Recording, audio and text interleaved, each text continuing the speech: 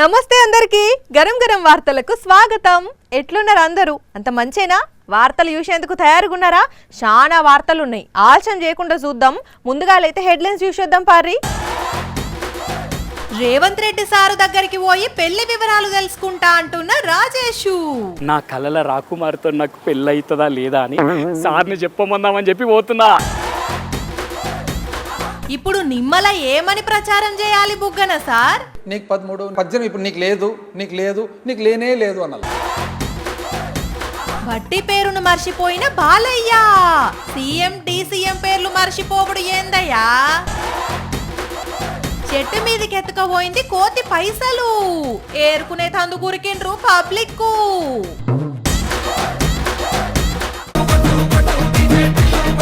ఏం రాజేషు, టిల్లు లెక్కన లొల్లి లొల్లి చేస్తున్నావు? ఏం సంగతి? నువ్వు కూడా డీజే వాయిస్తావా ఏంది? డీజే పాటకు డాన్స్ చేసిడు కాదు, డీజే పెట్టుకొని చిప్పక్ చిప్పక్ చిప్పక్ చిప్పగా ఎగిరే టైం వచ్చింది. అవునా? ఏంది కథ? అది సిగ్గే. అబ్బా నువ్వు అట్లా అంటుంటే నాకు ఇంకెక్కువ సిగ్గు అవుతుంది అబ్బా. అబ్బా అబ్బా అబ్బా, ఏంది మ్యాటరు? నా కోసం చెంకీల అన్నీలేసి పాట పాడే పిల్ల దొరికే టైం వచ్చింది. అగో, లవ్వుల పడ్డావా? అవును. ఇంతకు ఎవలా పిల్ల? ఏమో తెలియదు. ఫస్ట్ టైం చూసినావా? ఎస్, నిండు పున్నమి నాడు తేజస్సుతో వెలుగుతున్న పండు వెన్నెలా ఉంది. ఇంకేంది మరి? ఆమె ఎక్కడుంటుందో కనుక్కో, పోయి మాట్లాడదాం. కావాలంటే నేను కూడా వస్తా. అయినా ఇంతకు ఆమెను ఎక్కడ చూసినావు? ఎక్కడంటే కళలో అంజలి. కలల్నా?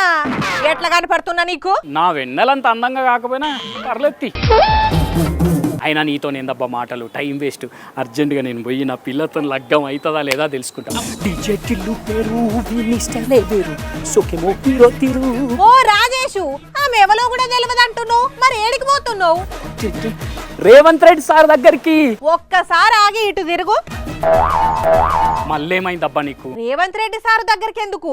నా కలల రాకుమారితో పెళ్ళి అవుతుందా లేదా నాకని సార్ని అడిగి తెలుసుకుందామని. ఓ తలకాయ తిరుగుతాందా నీకు? సారు ఓ రాష్ట్రానికి ముఖ్యమంత్రి, ఫుల్ పని ఉంటది. అవన్నీ ఇడిచిపెట్టి నీ పెళ్లి గురించి మాట్లాడతాడా? అయినా నీ పెళ్లి అవుతుందో కాదో నీకు తెలవాలి గాని రేవంత్ సార్కి ఎట్లా తెలుస్తుంది? హే, నీకు తెలియదా? రేవంత్ సార్కి అన్నట్లా తెలిసిపోతేట అంతే. కావాలంటే ఈ మాటలు నీకే అర్థమవుతుంది. ఇక్కడ అశ్విందత్ గారు అమ్మాయి ఉంది. అమ్మాయి కాలేజ్ స్కూల్ పోయేటప్పుడు నాకు బాగా తెలుసు. అమ్మాయితో నవ్వుతూ అని నువ్వు రెడ్ల అమ్మాయిని పెళ్లి చేసుకుంటావమ్మా అని 20 years బ్యాక్ 25 years బ్యాక్ నేను చెప్పిన అమ్మాయికి సరిగ్గా రెడ్ల అబ్బాయిని పెళ్లి చేసుకొని ఇప్పుడు వేద మీదకి వచ్చి. విన్నావా? అశ్విని దత్ సార్ వాళ్ళ బిడ్డ రెడ్డి ఆయనని పెళ్లి చేసుకుంటుందని 25 ఏళ్ల కిందనే చెప్పిండట. సార్ చెప్పినట్టుగా ఆమె రెడ్డి ఆయననే పెళ్లి చేసుకున్నది.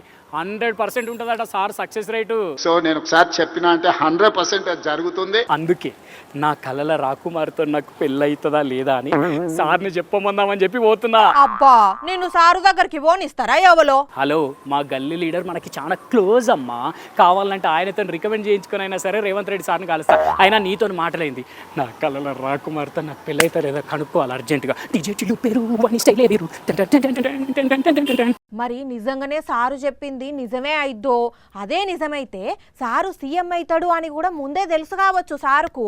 అందుకే అంత కష్టపడి ఉంటాడు కావచ్చు కదా. నుల్లా ఎంతైనా రేవంత్ రెడ్డి సారు గ్రేటే. కొందరు సినిమాలకు, కొందరు రాజకీయ నాయకులకు మతిమరుపు పెరుగుతున్నదో ఏమో తెలియదు కానీ సీఎం, డిప్యూటీ సీఎంల పేర్లే మర్చిపోతున్నారు. అప్పట్లా జగ్గారెడ్డి, జూపల్లి సీఎం రేవంత్ రెడ్డి సారు పేరును మర్చిపోతే ఓసారి రేవంత్ రెడ్డి సారు కూడా ఆయనే సీఎం అన్న ముచ్చటను ఆయనే మర్చిపోయి ఉత్తమ్ సీఎం అన్నాడు. అంతకు ముందు అల్లు అర్జున్ కూడా రేవంత్ రెడ్డి సారు పేరు మర్చిపోయిన ముచ్చట తెలిసిందేనాయే. అయితే ఇప్పుడు ఇంకో హీరో డిప్యూటీ సీఎం పేరును మర్చిపోయిండు. ఇన్ని రోజులు పెద్ద సీఎం రేవంత్ రెడ్డి సార్ పేరును కొందరు మర్చిపోతే ఇప్పుడు చిన్న సీఎం బట్టి సారు పేరును బాజాప్తుగా మర్చిపోయినంత పనిచేసిండు హీరో బాలకృష్ణ. అలాగే మా ఆర్థిక మరియు విద్యుత్ శాఖ ఉప ముఖ్యమంత్రి రావట్లేదా సార్? నిజంగా రావట్లేదా? గుర్తు తెచ్చుకోండి మంచిగా. మల్లు బట్టి విక్రమార్క గారికి అమ్మయ్య మొత్తానికి ఇట్లా యాద్ తెచ్చుకొని చాలా సేపటికైనా చెప్పిండ్రు పాటు అది కూడా శివర్లో కొంచెం తప్పే వలికినట్టు అనిపించింది. సరే ఏదైతే తీయుండ్రి, మొత్తానికైతే బట్టి సార్ పేరే చెప్పిండు బాలకృష్ణ. మరి భారీ డైలాగులు చెప్పే బాలకృష్ణకు బట్టి సార్ పేరు ఎందుకు తొందరగా యాదికి రాలేదో ఏమో గానీ, ఇంకా నయం పేరు పురాగా గుర్తుకు రాకపోతే ఇంకెంత పరిశాన్ ఉండునో. అప్పటికే పెద్ద సీఎం సారు చిన్న సీఎం సారు ఒకళ్ళికొకళ్ళు చూసుకుంటా నవ్వుతున్నారు. వైరల్ అయ్యేసరికి సీఎం డిప్యూటీ సీఎంల పేర్లు మర్చిపోవడేందులా మరీ చిత్రంగా కాకుంటే అసలు వీళ్ళు ఏం ఆలోచించుకుంటా మైకుల ముంగట మాట్లాడుతున్నారు అని అనుకోబట్టినరట కొందరు పబ్లిక్. మొన్న చంద్రబాబు మాట్లాడుకుంటా సూపర్ 6 అన్నీ అయిపోయినాయి అని అన్నాడు కదా, మరి ఏడైపోయినాయో ఏమో మాకైతే కనపడలేదు అని అంటున్నారు కొందరు పబ్లిక్. ఇక దీని మీద మరి మన బుగ్గన సార్ అయితే లెక్కలతోని సహా అన్ని మంచిగా చెప్తాడు. అందుకే బుగ్గన సార్తోని మాట్లాడదాం. సారు, సూపర్ 6 సంగతి ఏంది? ప్రజలు ఏమంటున్నారంటే ఈమైనా మాకు చెప్పి ఓట్లు వేయించుకున్నారు కదా, మాకు ఎప్పుడు ఇస్తారు అని అడుగుతున్నారు. అదేంది సార్, అక్కడ చంద్రబాబు అన్ని అయిపోయినాయి గప్చుప్ సాంబార్ బుడ్డి అంటుండు కదా. మేము ప్రజల తరఫున వచ్చి ఇది ఇస్తారా, ఒకవేళ ఇచ్చే పాట అయితే ఎప్పుడు ఇస్తారు, సంవత్సరం అయింది ఏమి ఇవ్వలేదు కదా అంటే నేను సూపర్ 6 హామీలు చేసేసిన అంటారు. మీరు అడిగితే కాదు, ఎవ్వరు అడిగినా అయిపోయినాయి అంటుండు. ఇంకా అడిగితే నాలుక అనేదో బెదిరించినట్టే మాట్లాడిండు. ఎట్లండి మీరు ఇంత వయసులో పెద్ద మనిషిగా ఉండి మీరు ఇట్లా బెదిరిస్తే మమ్మల్ని అంతా? అదే కదా, అట్లా బెదిరిస్తే ఎట్లా? ఇవన్నీ కాదు గాని నేను ఒక్కో దాని గురించి అడుగుతా సార్. మీరే అయిపోయినాయో కాలేదో చెప్పుండ్రి.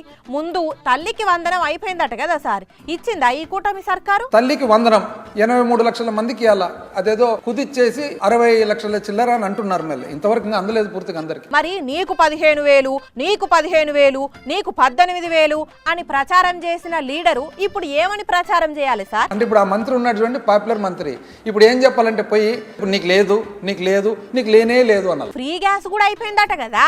నాకు తెలిసి పోయినసారి సింగిల్ సిలిండర్ కూడా సగం మందికి వచ్చినట్లుందండి. గ్యాస్ కూడా అంతే అన్నట్టు ఇంకా మహిళలకు ఇస్తానన్న డబ్బులు కూడా ఇచ్చేసిండ్రట కదా. 2,07,00,000 మందికి పీపీపీ కింద మీ థియరీ ప్రకారం ఒక వ్యక్తి ఇంకో వ్యక్తిని చూసుకుంటారు. అంటే ఇప్పుడు 2,07,00,000 మంది 2,07,00,000 మందికి డబ్బులు ఇవ్వాలా? ఎందుకు ఇవ్వాలా? ఎందుకు ఇస్తారు? అదేమైనా ఉద్యోగమా? నిరుద్యోగ భృతి మరి. పాపం పిల్లోళ్ళందరూ అయితే బ్రహ్మాండంగా 3,000 నెలకు వస్తుంది అని అనుకుంటారు. అంటే ఎంతమంది? 1,20,00,000 మంది. ఫ్రీ బస్సు కూడా అయిపోయిందని అంటున్నారు కదా సార్. మీరందరూ చెప్పే లోపల ఆడవాళ్ళు ఏమనుకున్నారంటే శ్రీకాకుళంలో బస్సు ఎక్కొచ్చు, ఒకటే టక్ అని చెప్పి తిరుపతికి వెళ్ళిపోవచ్చులే ఫ్రీగా అని అనుకున్నారు. పాపం మీరు చూస్తే చిన్న కుదిస్తున్నారు. ఏమని? జిల్లాలో మాత్రమే కదా మీరు తిరిగేది, బయట మీకేం పని అంట. అయ్యో, బస్సు కాస్త తుస్సైందా సార్? అసలు సంపద సృష్టిస్తా అనే కదా సార్ చంద్రబాబు. ఎక్కడ సంపద సృష్టిస్తున్నట్టు? ఏకైక షాప్ నడుస్తుండేది వైన్ షాప్ అండి, ఇది సంపద సృష్టి. ఆ లిక్కర్ షాపులు, బెల్ట్ షాపులు అయితే ఏడబడితే ఆనే కానొస్తున్నాయి. మా పాత్ర ఏమి? ప్రతిపక్షం పాత్ర. ప్రజల తరఫున మాట్లాడాల్సిన బాధ్యత మాకుందా లేదా? బరాబర్ అడుగుడే. వాళ్ళు బెదిరిస్తే మీరెందుకు ఊకుంటారు సార్? ప్రజల తరపున కొట్లాడేటోలే కదా ప్రతిపక్ష లీడర్లు అంటే. మీరు ప్రజలకు ఇచ్చిన వాగ్దానాలను కూడా పూర్తి చేయాలని చెప్పి మనస్ఫూర్తిగా కోరుకుంటూ, పెడతానంటే ఆశ, కొడతానంటే కోపం. మరి అంతేగా, ఎవరన్నా ఏదన్నా పెడతానంటే చాలు మస్త్ అంటే మస్తు ఆశ పెరుగుతుంది.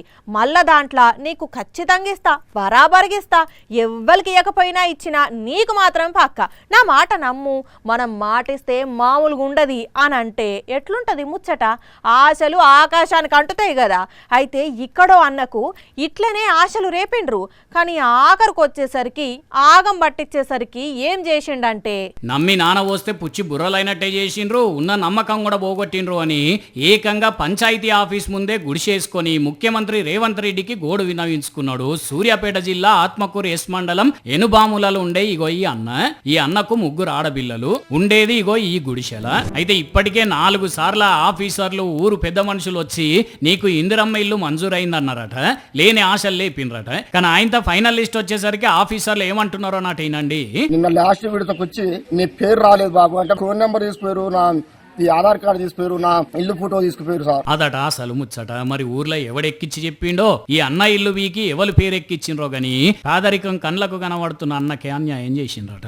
మా అమ్మ మా నాన్న కూలికి పోతేనే మాకు పూటకి వెళ్తుంది, మేము ఇట్లా పూరి గుడి చేసుకొని బతికేటోళ్ళు మాకేం లేదు. అయ్యలు తెలంగాణ మంత్రులు సూర్యాపేట కలెక్టర్ గారు ఇన్నరా ఈ చెల్లెల బాధ ఎట్లున్నదో జర మీరన్నా స్పందించి ఇల్లు ఇవ్వండి.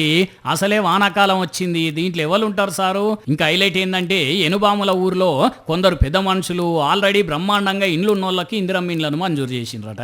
మరి ఆఫీసర్లు ఏం చేస్తున్నారో ఎందుకు చెకింగ్ చేసుకోలేదో గానీ ఇల్లున్నోళ్ళకి ఇల్లు ఇచ్చి ఇల్లు లేనోనికి ఇల్లు వస్తుందని చెప్పి ఇల్లు గుంజుకున్నాడే గమ్మతికున్నది. పోండి, కేతిరెడ్డి సార్ గురించి అందరికీ తెలుసు కదా, ఏదున్నా కుల్లం కుల్లం మాట్లాడేస్తాడు, కడుపులేది దాసుకోడు, దేనికి భయపడడు. అటువంటి కేతిరెడ్డి సారు ఇప్పుడు చంద్రబాబు సర్కారుకు ఓ మంచి సలహా ఇచ్చిండు. అగో అదేందుల్లా వాళ్ళదో పార్టీ వీళ్ళదో పార్టీ అయినా కూడా వాళ్ళ సర్కారుకు ఈయనెట్ల సలహా ఇస్తాడు అని మీకేమన్నా డౌట్ రావచ్చు. అయితే ముందు కేతిరెడ్డి సారు చంద్రబాబు సారుకు ఏం సలహా ఇచ్చిండో ఇని అటెంక మాట్లాడుండ్రి, సరేనా? నేను కోరుకునేది ఏంటంటే ఈ సెంట్రల్ జైల్స్ అన్ని కూడా దాన్ని రెనోవేట్ చేసేసి మంచి కండిషన్స్ తో పెట్టుకుంటే ఉపయోగపడతాయి కాబట్టి అది డెఫినెట్ గా చేయాలని చెప్పేసి మిమ్మల్ని కోరుతున్నాను. అబ్బా ఎంత మంచి మనసో కేతిరెడ్డి సారుది. పక్కపాటోళ్లను ఇంత మంచిగా ప్రేమించేటోళ్ళు, పక్కపాటోళ్ళ గురించి ఇంత మంచిగా ఆలోచించేటోళ్ళు వాళ్ళ పార్టీలో కూడా ఉంటారో ఉండరో, లేకపోతే మరి ఈ కూటమి నేతల ఫ్యూచర్ గురించి అంత మంచిగా ఆలోచించి జైళ్లను మంచిగా చేసుకోండ్రి అని ఇంత మంచి సలహాలు ఇచ్చిండ్రు. అయినా మీకు ఈ సలహా ఇయ్యాలని ఎందుకు అనిపించింది కేతిరెడ్డి సార్? నెక్స్ట్ అయినా మీకు ఇది చాలా అవసరం పడుతుంది. అది మ్యాటరు, అంతే కదా. మరి సాలెన్క సాలన్నట్టు ఇవాళ ఆళ్ళది రేపు ఇల్లది లెక్క లెక్కేనాయే. అందుకే రేపట్ల ఆళ్ళు కూడా జైలుకు పోతే సౌలతులు చక్కగా ఉండాలి కదా. అందుకే ఇప్పుడు మీరు అధికారంలో ఉన్నప్పుడే మంచిగా కట్టుకోండ్రని ఇట్లా ఉచిత సలహా ఇచ్చిండ్రు కేతిరెడ్డి సారు. కేతిరెడ్డి సారు మాటలు ఇనుడుతోనే ఎనుకున్నోళ్ళు చూడుండ్రి పెద్దిరెడ్డి రామచంద్రారెడ్డి సార్తో పాటు అందరూ ఎట్లా నవ్వుతున్నారో అట్లుంటాయి మరి కేతిరెడ్డి సారు మాటలు. ఈ కూటమి సర్కారు అక్రమ అరెస్టులు చేస్తుంది, రేపు ఆళ్లకు ఇదే గతి పడుతుంది అని చెప్పేతందుకు ఈ తరిక సురుకులు పెట్టిండు కేతిరెడ్డి సారు. గర్భిణీలకు వాళ్ళ పిల్లలకు పౌష్టికాహారం పెట్టే ఉద్దేశంతోని అంగన్వాడీ వ్యవస్థ తెచ్చిండ్రు. ఈ పథక ఉద్దేశం పేదోళ్ళు అస్సలు పౌష్టికాహారం విషయంలో ఇబ్బంది పడొద్దు అనేది గవర్నమెంట్ కాన్సెప్ట్ కదా.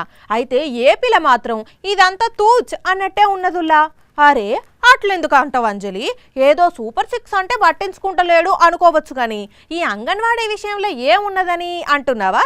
ఒక్కసారి ఇటు చూడుండ్రి. పాడైపోయిన కోడిగుడ్లు, మురుగు వాసన వస్తున్న కోడిగుడ్లు, ఇక ఇదంతా ఒకెత్తైతే ఇట్లా పురుగులెల్లుడు. అట్లని ఒక కోడిగుడ్డో 2 కోడిగుడ్లో కాదుల్లా, ఈ అక్కకిచ్చిన కోడిగుడ్లు మొత్తం గబ్బు వాసన వస్తున్నాయట. చెప్పక్క, మరి నీకు ఈ కోడిగుడ్లు ఎప్పుడు ఇచ్చిండ్రు, నువ్వు తిన్నవా? వారమే అవుతుందండి. మరి ఈ స్మెల్ రావడం ఏటని నేనైతే తినడం మానేసానండి, పాపకు కూడా పెట్టడం మానేసానండి. నేనైతే తినలేదండి, మరి నాకు కొంచెం ఒంట్లో బాగోలేదని మా ఆయన గారికి పెడితే నైట్ నుంచి మోషన్స్ అయితే అలాగే జరుగుతున్నాయి. అయ్యో రాములా, ఇన్నారులా ఇదట అసలు ముచ్చట. గుడ్లు ఈ అక్కకిచ్చి వారం రోజులు కూడా అయితలేదట. మరి అంగన్వాడీ టీచర్ని అడిగితే ఏమంటున్నది అక్క? పైనుంచి వచ్చిన గుడ్లే మీకు పంపిస్తున్నాం మేము. మరి అంతగానో చూసుకోకుండా చెకింగ్ చేయకుండా ఎవరు ఊర్లకు పంపిస్తున్నారో, ఎట్లా చెకింగ్ చేస్తున్నారో ఈ కోడిగుడ్లను చూస్తేనే అర్థమవుతున్నది. ఓ చంద్రాలు సారు చూసిండ్రా ఏపీలా గర్భిణీలకు పంపిణీ చేస్తున్న కోడిగుడ్ల పరిస్థితి ఎట్లున్నదో ఒకసారి రివ్యూ చేసి గర్భిణీ అక్కలకు చిన్నపిల్లలకు ఇబ్బంది లేకుండా చూడుండ్రి సారు. ఇంతకు ఇదంతా ఎక్కడనో చెప్పలేదు కదూ, అంబేద్కర్ కోనసీమ జిల్లా రామచంద్రపురం మండలం హసనాబాదులా. ఎందుకైనా మంచిది కోడిగుడ్లను తెచ్చినాక 1కి 2 సార్ల మంచిగున్నాయా లేదా అని చూసుకొని తినుండ్రి అక్కలు. అసలుకే వర్షాకాలం, ఏమంటున్నావు? ఇక ఇవి మరి ఇయాల్టి గరం గరం వార్తలు. మళ్ళీ రేపు ఇదే టైంకి ఇట్లనే చాలా వార్తలతోని కలుసుకుందాం. అప్పటిదాకా ఏం చేయాలి? చూస్తూనే ఉండండి సాక్షి టీవీ. టైం యాదుకున్నది కదా, రాత్రి 8:30కి మళ్ళీ పొద్దుగాల 8:30కి ఉంటాం మరి.